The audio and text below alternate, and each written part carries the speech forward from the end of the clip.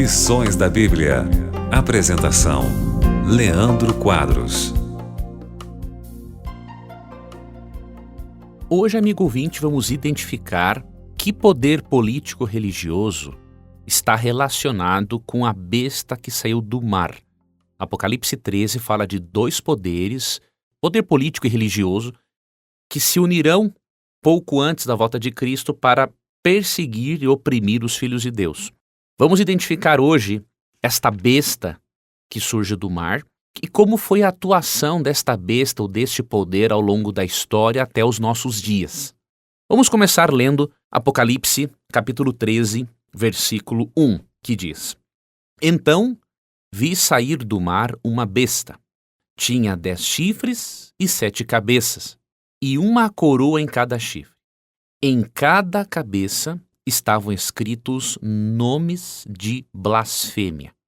A besta parecia um leopardo, mas tinha pés como de urso e boca como de leão.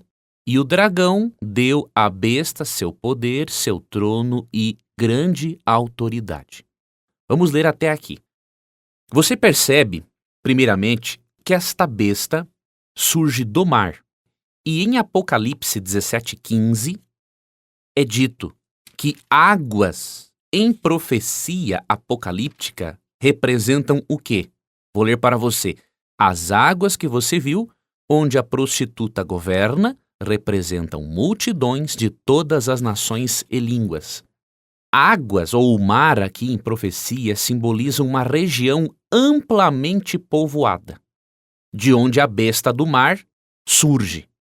Vamos utilizar aqui, amigo ouvinte, o método historicista de interpretação para identificarmos esta besta que surge do mar, de uma região amplamente povoada da terra. Você percebe aqui no versículo 2, na verdade no versículo 1, que esta besta tinha 10 chifres e 7 cabeças e uma coroa em cada chifre. Em Apocalipse 12, versos 13 e 4, havia uma besta, havia um poder que também tinha 7 cabeças e 10 chifres. Era o dragão. E quando nós estudamos Apocalipse 12, nós percebemos que, primeiramente, o dragão se referia aqui tanto a Satanás quanto ao Império Romano. Então, o propósito do apóstolo aqui, em Apocalipse 13, é identificar esta besta com Roma. Assim como Roma é apresentada no capítulo 12 como um poder perseguidor e que tinha 7 cabeças e 10 chifres, agora, a besta que surge do mar tinha 10 chifres e 7 cabeças, e uma coroa em cada chifre, para indicar o quê? Que há uma relação entre essa besta de Apocalipse 13 com o dragão ou Império Romano no capítulo 12. Grave essas informações porque nós vamos fazendo as conexões com o texto bíblico e com a história para interpretarmos o significado deste poder. É dito também, no versículo 1 de Apocalipse 13, que estavam escritos nomes de blasfêmia em cada cabeça da besta, do animal. E um detalhe muito interessante, no verso 2 é dito que esta besta parecia um leopardo, tinha pés como de urso e boca como de leão. E o dragão deu à besta seu poder, trono e grande autoridade. Aqui é uma íntima relação, amigo ouvinte, com Daniel 7.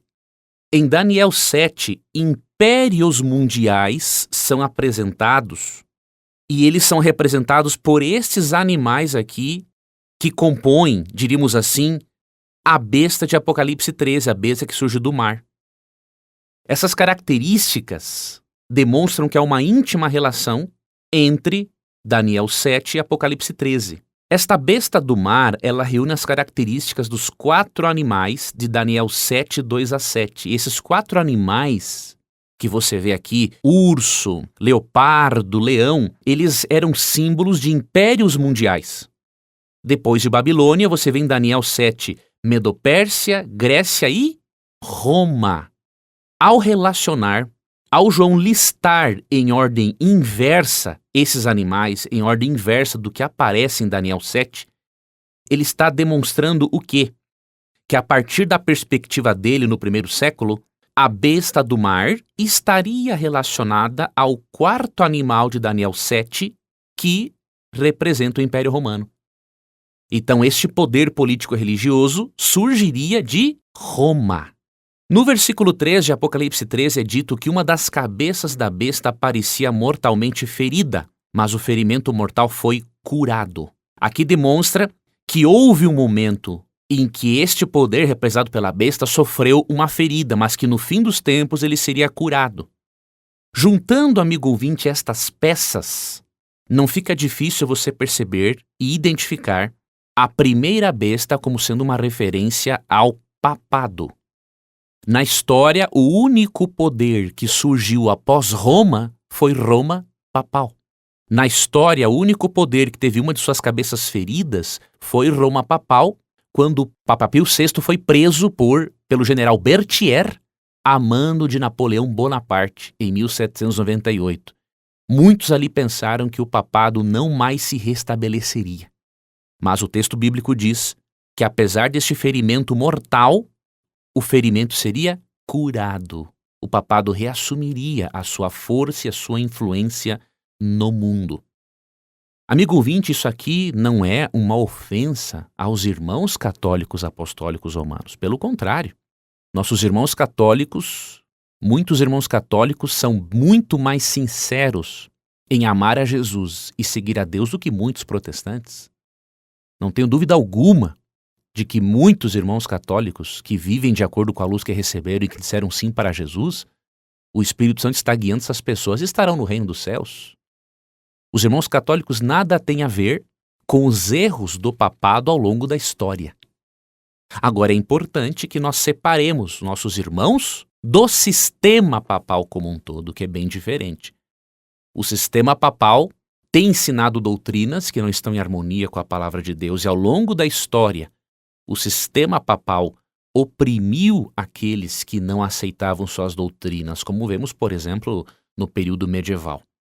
Amanhã eu quero dar algumas informações a mais para você de Apocalipse 13, para você identificar o papado como estando presente nas profecias.